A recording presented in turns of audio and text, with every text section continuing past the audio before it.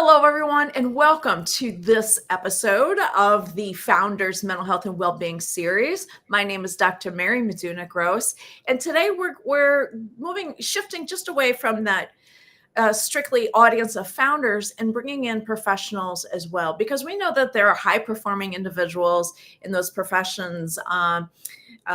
In addition to entrepreneurship, and a lot of these principles are going to apply to that audience as well. So Courtney, Schulnick. Oh, you're How good. did I do? You top notch. Very impressed. Excellent. Thank you.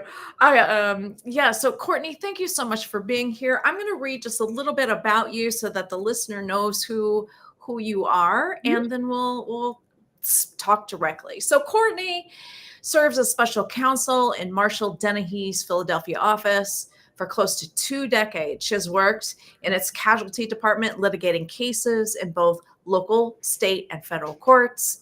And in an effort to better manage her anxiety and the stressors associated with litigation and life in general, she enrolled in the Mindfulness-based stress reduction program offered at the Myrna Bird Center for Mindfulness at Jefferson in Philadelphia, PA. Courtney noticed the ways in which the practice of mindfulness increasingly enriched her life on both a professional and personal level. A desire to deepen her own practice and share the gift of mindfulness with others encouraged her to complete the extensive teacher training at Jefferson, where she now teaches in the program. Courtney pursues her passion of helping people by teaching mindfulness so that they too can live more fully in the present moment and achieve greater balance, vitality, and health. Courtney, I think you and I are on very similar missions. I love that when I see that phrase of full health or full life. Yeah. My business name, Plena Vita, means full life. And so that just tells me that we're in the right place, and I'm really looking forward to this conversation. Likewise. And I can tell we already have colors that we both like, because I'm admiring the purple in the background. It's my favorite color, and it's very soothing. So the fact that I get to stare at it for the next hour or so is very calming.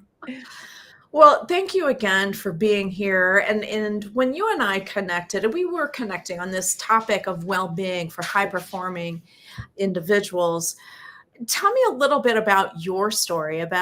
We heard a little bit about it alluded to in your bio, but would you be willing to go a little bit more into that story to let us know how you got to where you are? Sure. So it was actually my own experience with stress and anxiety that became my path to mindfulness. I struggled with anxiety since I was a young child. And as I moved into adulthood and took on more responsibilities, not only as an individual, but as a litigator, I found myself becoming more and more anxious and stressed. Thought that I had fairly decent tools or resources such as yoga, and I worked with a therapist. I really tried to better manage stress and anxiety, but I came to a point where I broke down physically, emotionally, mentally. Yeah. So I was sort of at my wit's end. I had tried various treatments, and I wasn't really feeling better either in mind or body. So at the suggestion of the therapist who I had been treating for many, many years, she said, how about mindfulness? And this was almost 10 years ago. I sort of heard of it, but it wasn't the same if somebody were to bring that up today as, if they brought it up 10 years ago, I think it's more commonplace, or at least people have heard something about it. So she sparked a lot of curiosity. I ended up looking into, at her suggestion, the mindfulness-based stress reduction program that is offered. It's offered around the world, but at the time I was living in Philadelphia, and the place where I was looking to take it was at Jefferson, the Center for Mindfulness in Center City, Philadelphia. But although everything looked really great and there was so much in the program that really seemed like it could be of great benefit to me. The commitment from a time perspective, it Yeah. spooked me. Sure. So I didn't, at that first moment, or that when I initially learned about the program, I said, you know what, I'll do some sort of more exploration on my own. I'll get some self-help books. And I did. But fast forward to another year or so, I was juggling a full caseload as a litigator at Marshall Dennehey. I was trying to juggle in with the demands of being a lawyer with being a mom of two young children. At the time, my oldest son was about 4 or 5, and my youngest was just a toddler. I wasn't really sleeping and trying to be present for my husband and my family, and I really wasn't. So Yeah. that's when I decided that I was going to give the MBSR program a shot.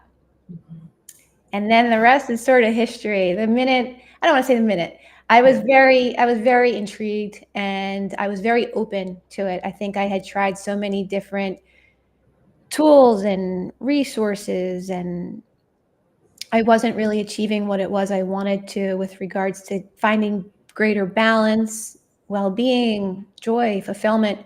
So I was very open. Like, I went into the program with open arms. And Yeah. I believe it was about 2 or 3 weeks into the program when I just started to notice some of the rigidity and some of the really judgmental ways that I was with myself. I started to notice a shift, a little bit of melting in a sense, like both in the body, like muscle softening, and starting to be kinder, to allow whatever was there in the moment to be, and to find ways to to really support myself to be with what was revealing itself. Wow. That's a lot. Okay. It was a We're lot. gonna we're gonna unpack that a little bit. Yeah. Would you be willing to go back to that time that you were talking about you were doing things to take care of your well-being? I know Sure. you mentioned therapy. I think there was something else you were doing. What was that like for you when you were in that space where you knew you needed or wanted something? Maybe you knew what it was or thought you knew, but you're going through this experience. Was it hard? What was that like to go to one, let's say, provider or somebody who said, hey, I can help you with this, and you try that and it didn't help? What was the story that was going on for you during that time? There were moments when I felt sort of hopeless, like, am I always gonna be in fight or flight? I mean, the littlest thing would trigger me to the point where I was in full-fledged panic mode. Mhm. And for example, so yoga, I really dove into yoga heavily. I thought that the connection between the mind and the body, and the slow movement and the breath work, that it would incline me in the direction of relaxation. And it did. When I would leave the office, I'd often go to like a lunch hour class in the city.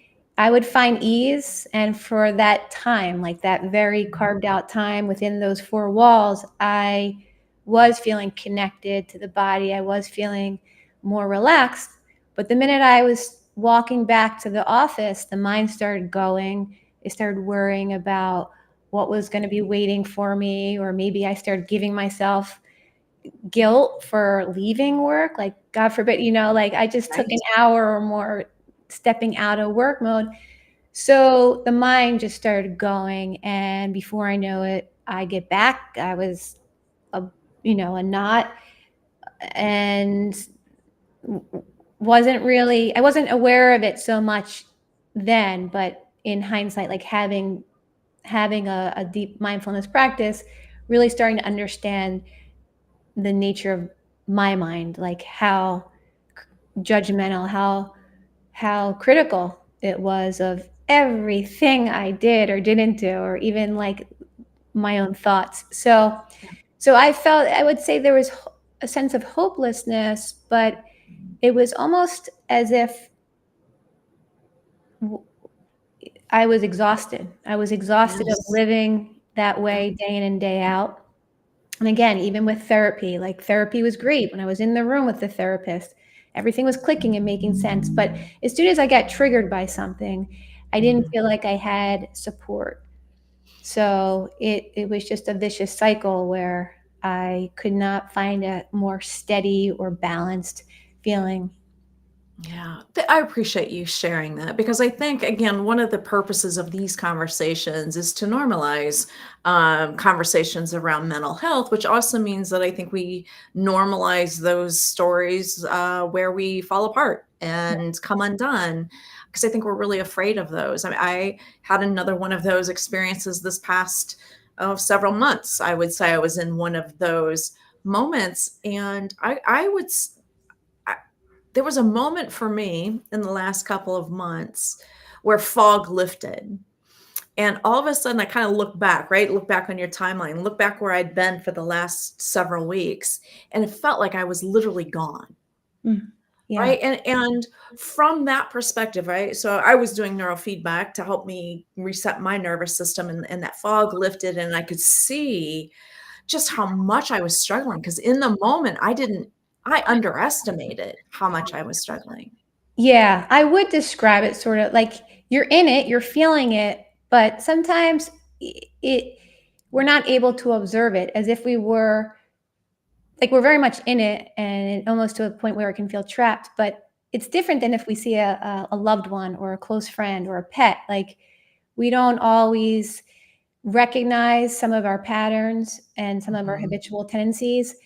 And what's so great about mindfulness is that you don't have to go anywhere to figure anything out. I mean, these practices teach us that we have these inner resources, and it's innate to be aware in the present moment, but we can strengthen them. And Yes. so, again, I love a great yoga class. I love a great talk with a therapist, but in those moments when we can't leave a challenging situation or we're not feeling well, maybe whatever's going on in our lives, we can't necessarily go do these things, but we can always turn inward. We can always turn inward and sense into these resources that are here for us. Yeah, and that piece about turning inward, I think, is the key. Anyway, that's been one of the keys that I've discovered in this Yeah, process. and it's I was just telling someone yesterday, and John Kabat-Zinn has said this, who created the mindfulness-based stress reduction program. And mindfulness is so ordinary, like it's not complicated, it's simple, it's natural, it's innate, but at the same time, it's extraordinary. It really can open us up to endless possibilities and allow us to really enjoy our lives.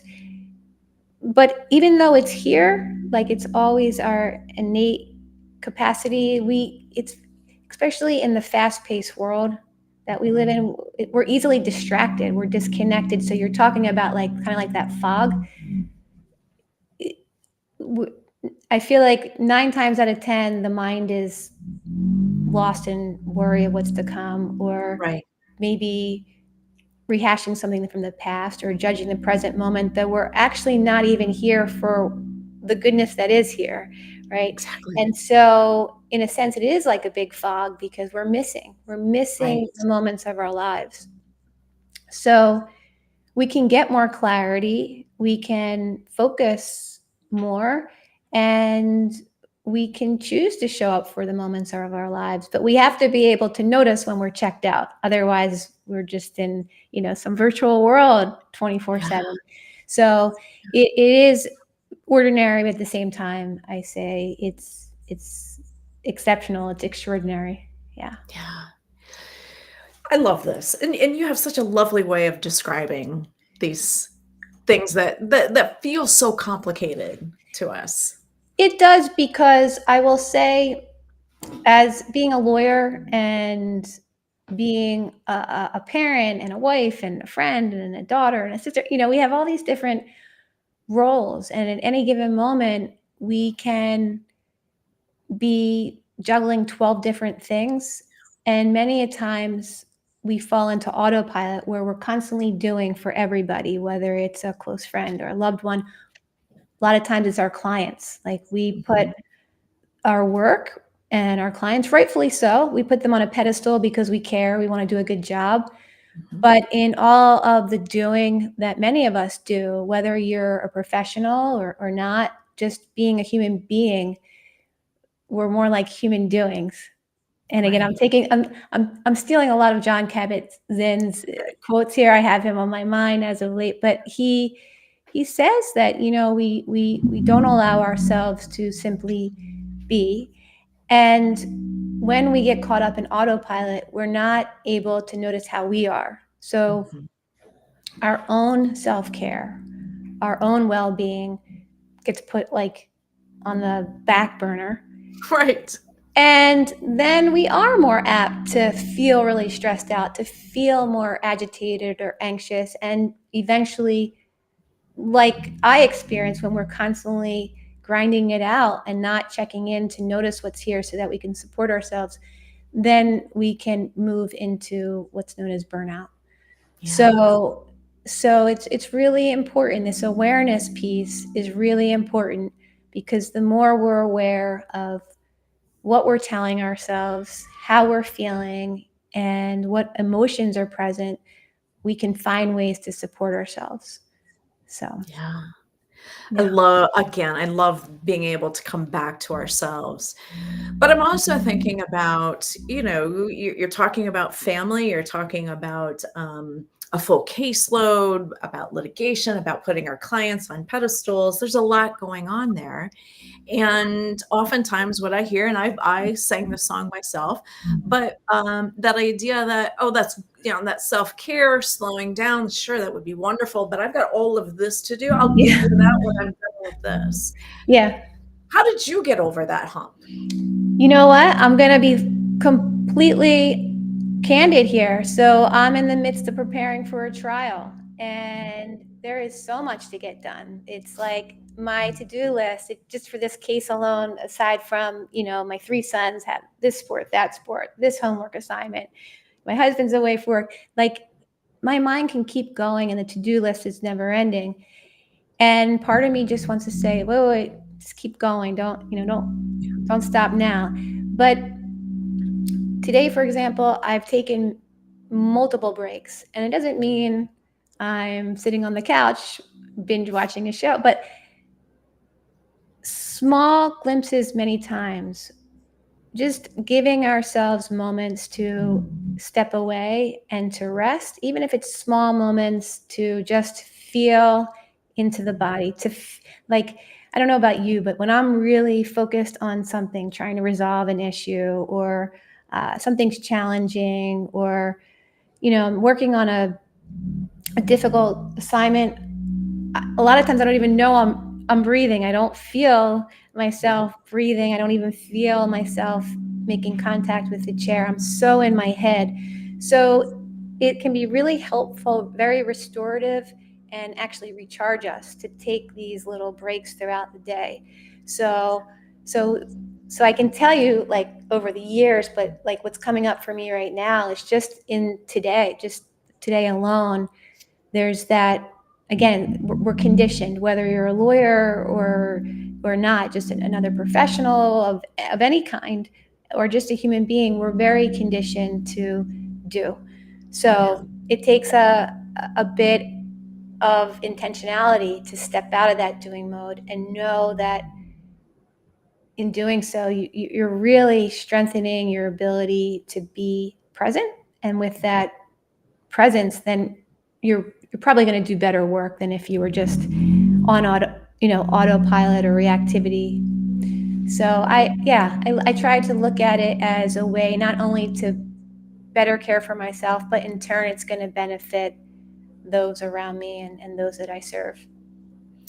And I heard you say that earlier too, when you were talking about noticing that you weren't present for your family and for your husband the way you wanted to, right? And that was kind of a motivator to get back into this program. Yeah. I've experienced that myself too. In fact, this whole health issue that I've been facing really started with me recognizing I'm falling asleep on the couch right after dinner. This is not how I want to live, you know? And this isn't the kind of wife that I want to be to my husband. And, Right. and, you know, it's interesting how sometimes we have to see how what we're experiencing is impacting others before we see the significance of what we're experiencing. Yeah. Right? Yeah. It's almost like another layer of suffering, because here we are already suffering. Right. And I may be projecting, but I was having a similar experience before I took the mindfulness-based stress reduction program, but not liking how I was being around my husband, not liking how I was feeling if I was crying around the kids because I was so stressed out. So then we give ourselves guilt, or we judge ourselves because we don't want to be that way. But sometimes seeing how, again, I guess it comes from the care angle, but wanting to be more present for them, like wanting to give them better, but also knowing that we want to live our best lives. So it really comes in from all directions, but there's a fine line where we can actually cause ourselves even more suffering because we're judging ourselves for not being the best wife or the best worker or the best mom. Or I agree. And I've heard you mention the self-judgment piece several times, and I certainly want to amplify that because I think that is one of our biggest challenges, right? Yeah.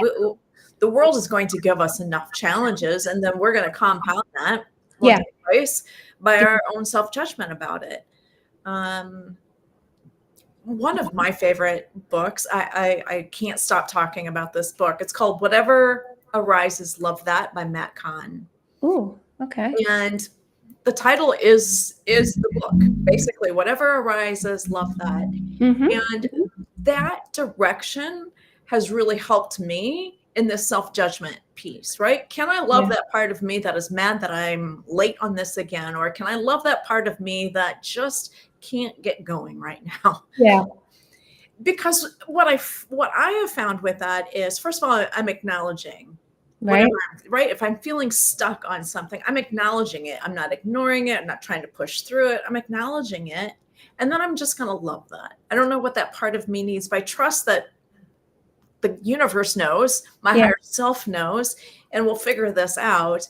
And so being in that space of I'm just going to love it has given me permission not to have to fix it. Yes. Or change it or get rid of it. Yeah. Or get rid of it. Yeah. Like, this is bad. This is wrong. Right. So it's that space to really accept everything. Yes. As is. And that's really, I mean, that's beautiful. That in and of itself, to accept. And we talk about this with mindfulness. With accepting, some people sometimes look at it as though, you know, you're a pushover or you're submissive. And it's not that we're accepting, we may not like it, but when we don't allow what's here, like, it's already here anyhow. That's and right. If we resist it, then we're going to stir up a lot of unnecessary agitation. So it actually, as you're saying, when we don't have to get rid of it, when we don't have to change it, we don't have to fix it, when we notice what's here and we find ways to be with it as opposed to running or pushing it away, we actually grow. We can enhance resilience. We become stronger. So it's actually, you know, it's counterintuitive to what some people think, but again, it's how can we use our inner resources to be with what is without having to change it? Yes. Yeah. We can't control everything. We can't. But we can learn how to be with it in more skillful ways. So let's talk about that. How can we be with it? And then one of the things I heard you slip in a little bit ago is this idea of a small bit, right? We don't have to be mindful 24/7 to, you know, we have to get right there. So how do we start? And if I could, I also had an image come up when I was asking you about how you got over that hump of I've got so much to do, and yet I know I need to slow down, but I can't really give myself permission. You know, when you remember in Castaway, right? When he couldn't get out past, Yeah. like that's kind of what it feels like. Yeah. Right. And so what are some of those little things that we can do that's going to help us get out past that barrier? Yeah. Well, first of all, it's really helpful to pause, to step out of doing mode, and to just check in, to notice what's here right now. And am I resisting what's here?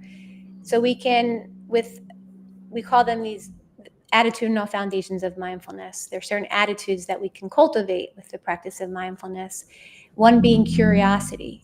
So rather than giving ourselves a hard time, for example, if I'm feeling anxious and it's something I've done hundreds of times before, and a lot of times I'm like, why? I give myself a hard time. Why am I feeling anxious about doing this? I've done this how many times before? So we want to be able to see closely what it is we're telling ourselves. Again, maybe it's going back to that self-judgment, but it's also really helpful to drop in more fully into the body.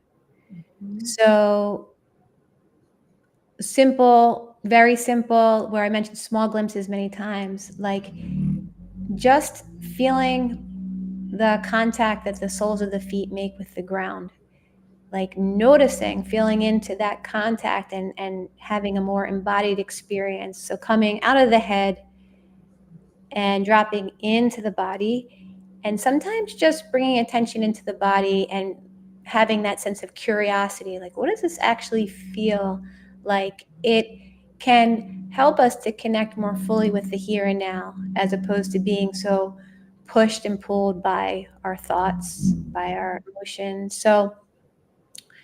So that can be a really quick, like what we often refer to as an on-the-spot practice, where it doesn't take very long. You can take 5 seconds, but over time, the more and more we notice ourselves maybe becoming agitated or anxious, or we're feeling stressed about something, just taking moments to check in, to feel the earth beneath, maybe even turning, I mentioned, I think earlier, the sensation of the breath. Like the breath, just like each moment's here, each moment goes. We can just focus on each breath coming and going, not having to change it, not having to breathe a certain way, just feeling the constant movement of the breath, and maybe letting each out breath carry an invitation to soften. So again, it doesn't have to take 20 minutes, even 10 minutes can take, a few cycles of breath. This isn't a mindfulness practice per se, but it's one that is easy to weave into our day, our busy days, and it can incline us in the direction of relaxation. And that's the relaxing sigh. So not so much not having to breathe a certain way, but we just take an inhalation through the nostrils and then open the mouth to let out a gentle sigh. And there's actually a physiological connection, so that if we, take the time to consciously breathe in, let out a relaxing sigh, scientific research shows that even after just taking 3 relaxing sighs, that we can incline both the mind and the body in the direction of relaxation. So 3 really quick, not complicated ways that we can take moments to check in, to strengthen our present moment awareness, and at the same time, put out an invitation, not forcing ourselves, but putting out the invitation to relax, to just be here with what is. So that invitation to relax, the word that popped into my head was permission. Yes. And do I have permission to do that? And what I heard is my old voice saying, no, you do not have permission to do that right now, right? Yeah. And so the next thing that came up was, well, could I just love that part of me that still doesn't think I have permission to do this? Yeah. You're giving me goosebumps, because I feel like we're like carbon copies in terms of our path to these practices of well-being and strengthening our ability, like to give ourselves the permission that we really do deserve. So, yeah. And I think that it goes against the grain for many of us, not just me and you sharing this, but I think a lot of human beings don't give themselves the permission to pause, to take some relaxing sighs, to really just be. Right. So it's beautiful when we can give ourselves those moments and not give ourselves a hard time for taking those moments. Right. That's a lot of conditioning to undo. And I want to also go back to what you had said earlier about meditation not being, 10 years ago, not as popular in the conversation as it is now, but even Yeah. this whole idea of taking a pause. Yeah. In fact, I want to put a plug in. Next week we have a conversation with Chris Johnson, who wrote the book Leadership Pause. Oh, wow. Right. Yeah. Yeah. So there are the individuals out there that have done the research for us to know that, yes, this is a practice that is relevant and necessary to move us out of this doing piece and into this being piece.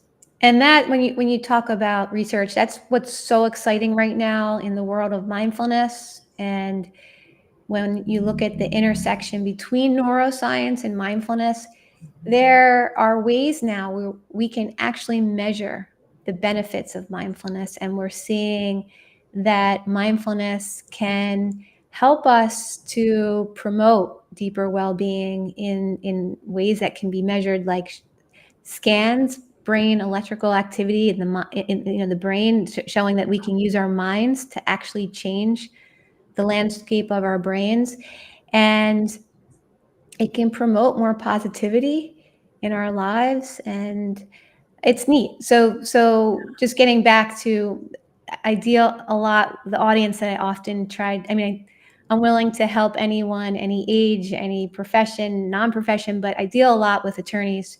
Sure. And it's just that,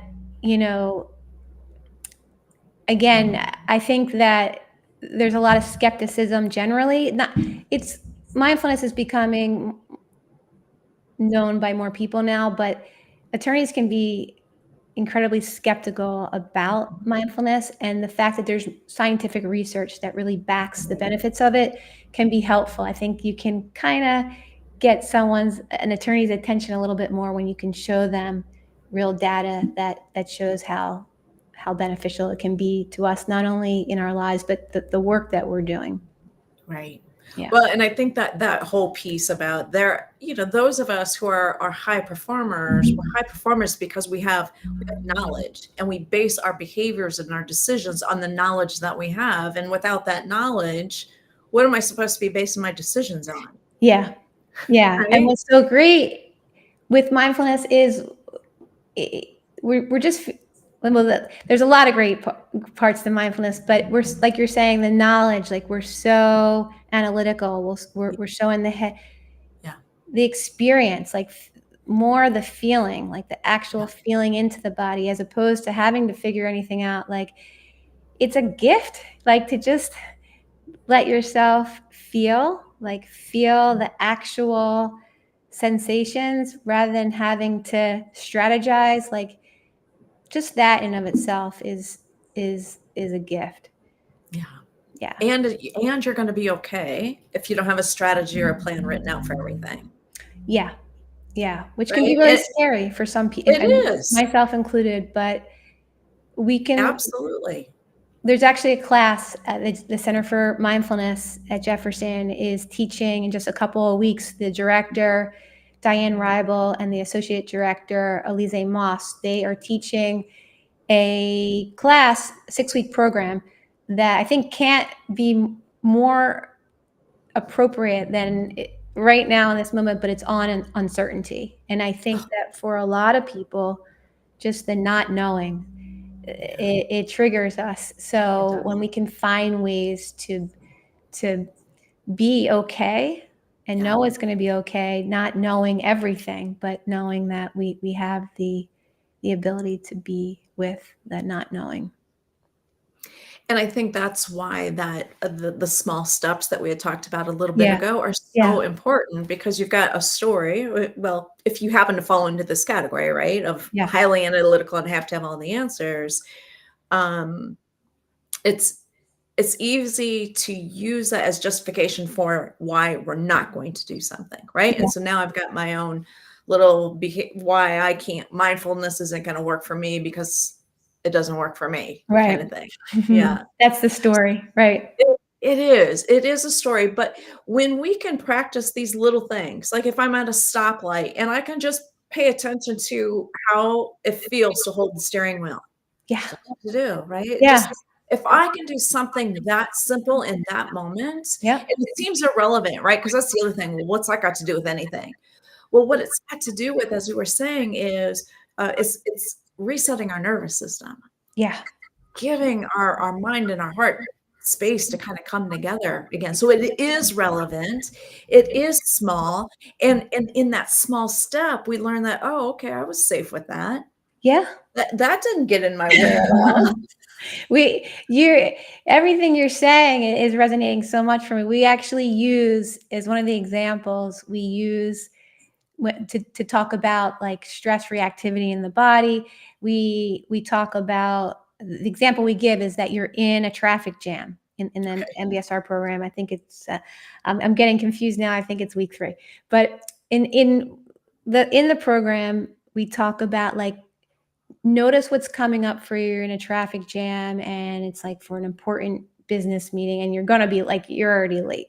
Yeah. And just feeling like, a lot of us drive and have moments of like road rage, or we're stuck in traffic, we're going to be late. And so just being able to notice how tightly wound we are, like the constriction of the muscles within the body, and then knowing that with that awareness, okay, I can maybe let the shoulders drop back and down away from the ears. Maybe I can loosen my grip on the wheel, Mhm. so I love the example with the steering wheel, because it's really a practical way to check in and to create some space between, you know, what it is that's causing us to be reactive, or maybe we're just not present for the present moment. Yeah. Oh, well, something else that just came to my head as you were saying that is when we're gripping that and we're not in the present moment, we're trying to take care of something else and not take care of ourselves. Yeah. And just asking yourself, what does it feel like to hold the steering wheel right now, is coming back to yourself. Oh, in fact, you had mentioned earlier, and you kind of did one of these movements, right? We go on the back burner. Yeah. How far back we put ourselves. Oh, yeah, just have to wipe off some of the dust even, like, yeah.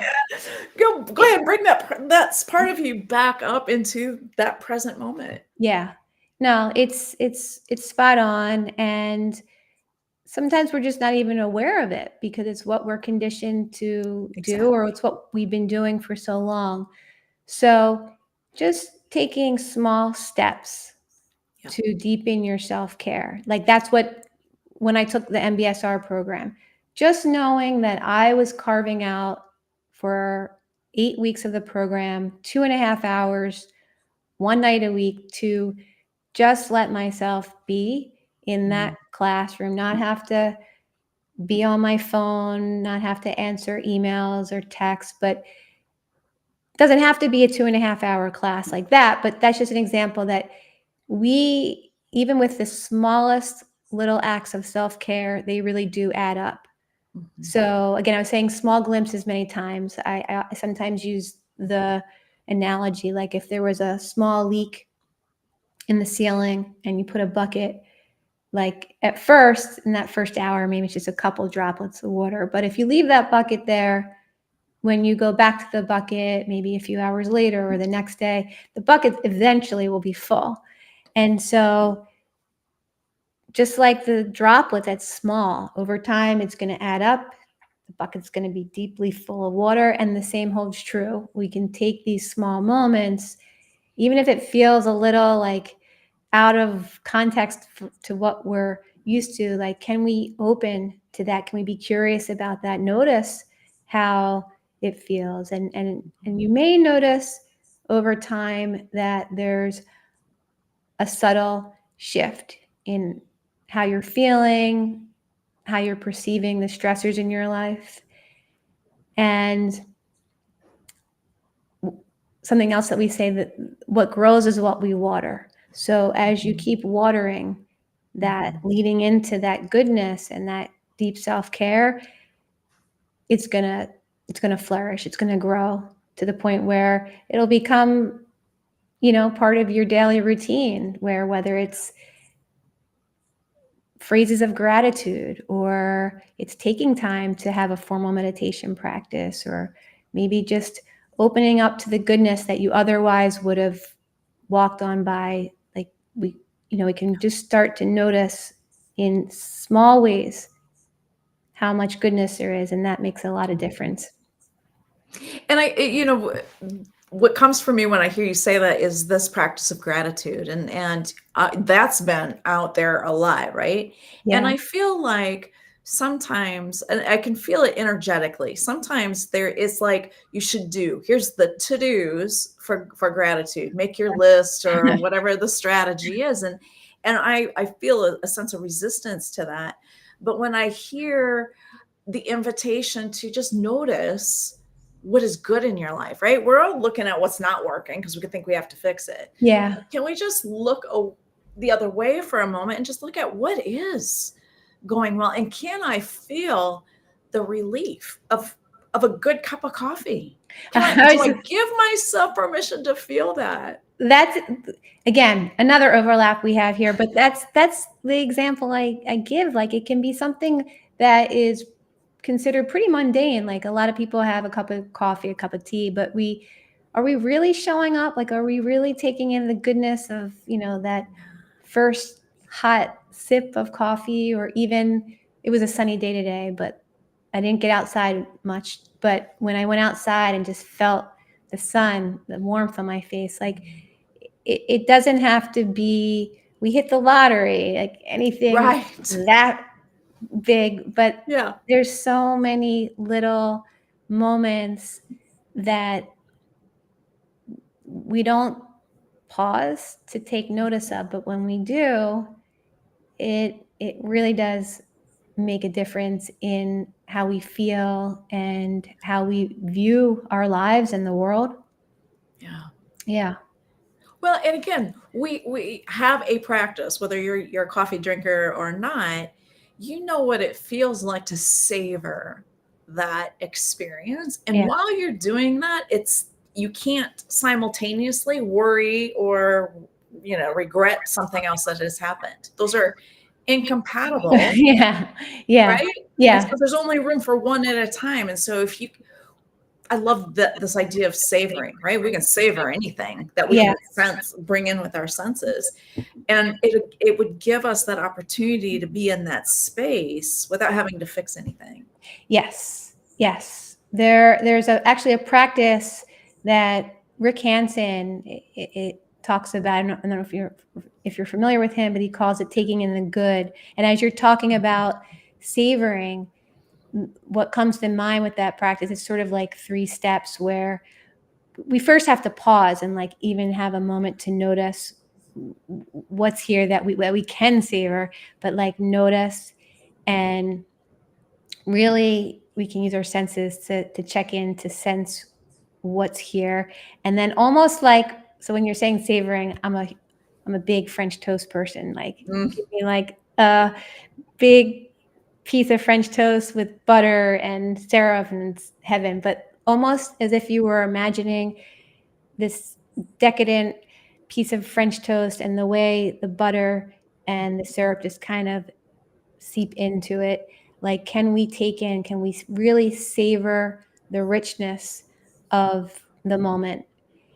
And when when we choose to take in the goodness, when we choose to really savor it, it can leverage the playing field, because a lot of times we're naturally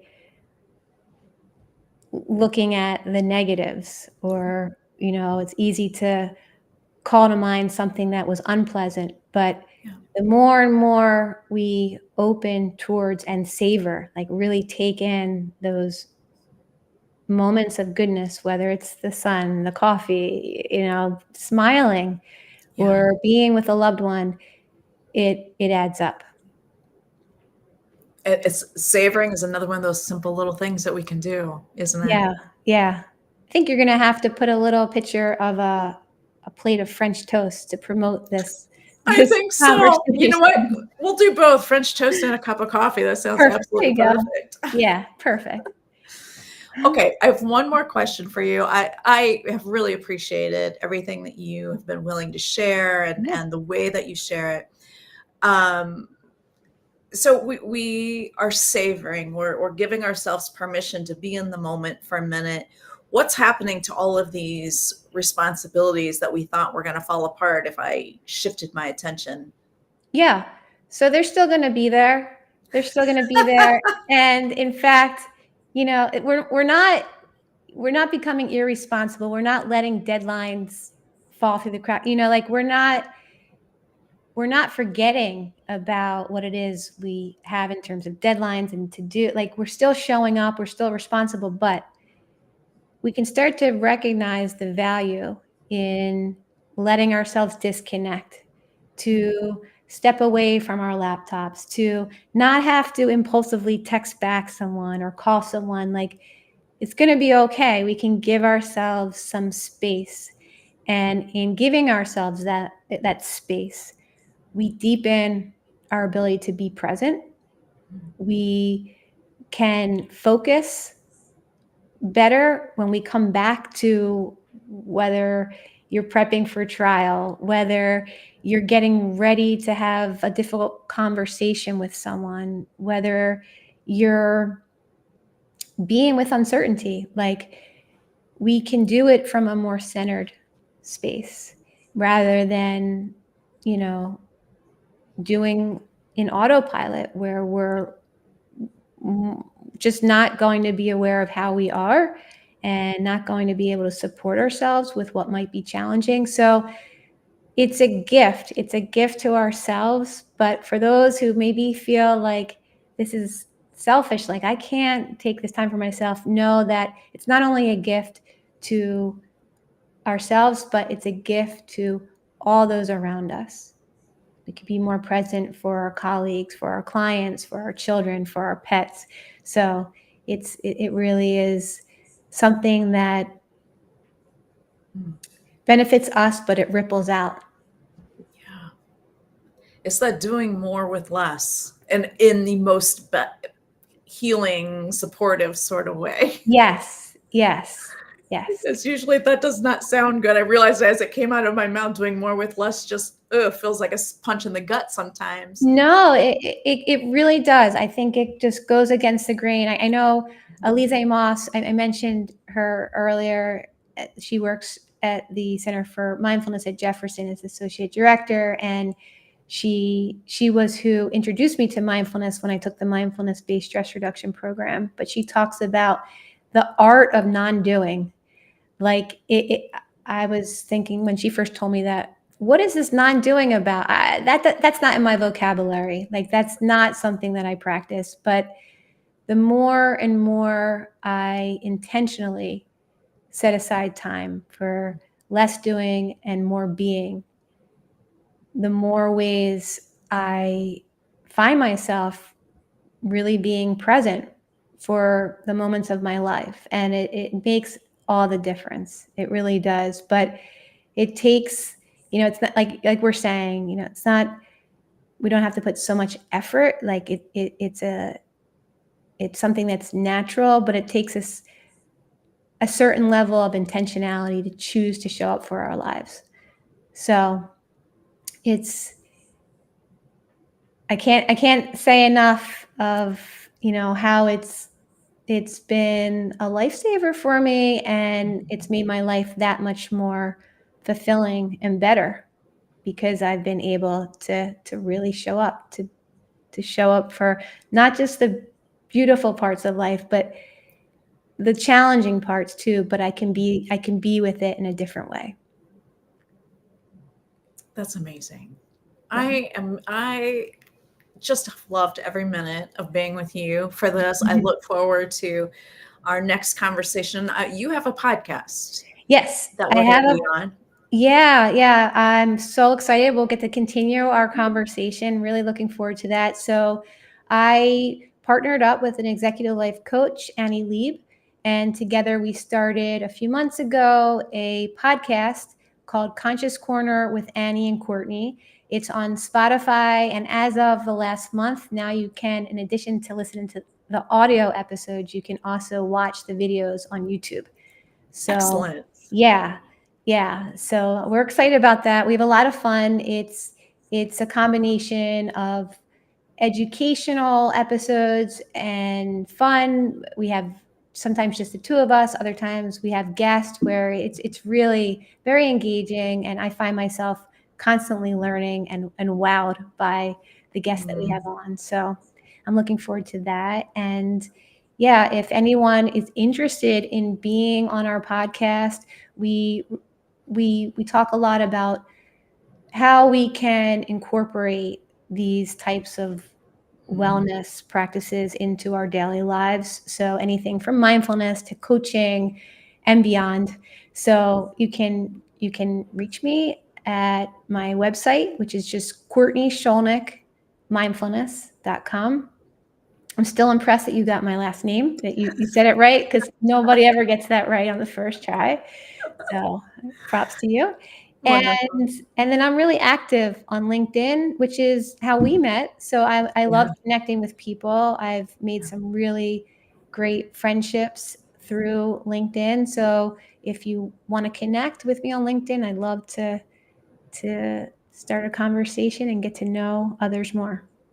It's wonderful. Yeah. Thank you. And also, if you are looking for a community, because I believe this, again, is the kind of work that no one can do for you, right? Only we can do this for ourselves. And yet we can't do it alone. And so I've created the Zesty Life Studio. This is an online community, and we're really focused on this whole part about self-love and how do we come to ourselves, because we believe that's where our center of power is. And as we learn to love ourselves and give ourselves permission to accept all, right? Accept those good days and accept the bad days, one after the other, then we can really be the leaders that are empathetic, that can listen and can see ideas and possibilities that others who are in that busy mode might miss. And it feels better. So we'll put links to the Zesty Life community there as well. We'll also, Courtney, make sure we get some links out for your websites as well in the show description. So once again, thank you so much for being here today. Thank you so much for having me. You know what? And one more, I'll just, as you said, community, it just sort of stirred up something in my mind that I wanted to share with listeners in case you are in the legal field and you are looking for that sense of community and to strengthen your understanding of mindfulness and reduce stress, enhance resilience. I'm really excited. I'll be offering, starting next month, a 6-week program at the Center for Mindfulness.